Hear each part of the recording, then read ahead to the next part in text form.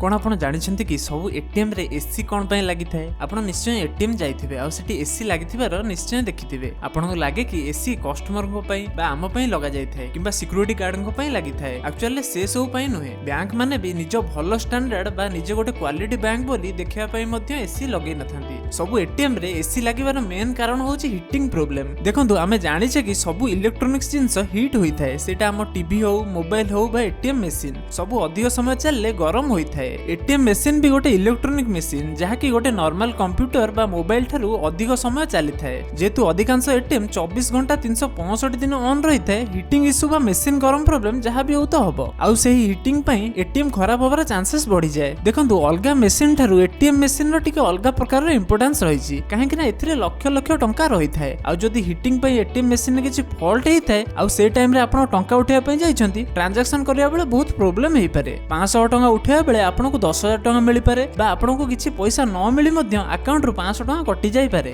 एमिति का प्रॉब्लम सब न होबा पई बैंक माने प्रत्येक एटीएम रे एसी लगै थांती जोथि पई एटीएम मशीन हीट हुएनी आ तार टेंपरेचर ठीक रुए आ हम सब ट्रांजैक्शन ठीक रे होई थाए। तो दर्शक बंधु वीडियोटी आपन को केमिति लागला निश्चय कमेंट रे जणेबे। एमिति इन्फॉर्मेटिव वीडियो देखिया पई लाइक करी चैनल को सब्सक्राइब करिवे। रहउची धन्यवाद।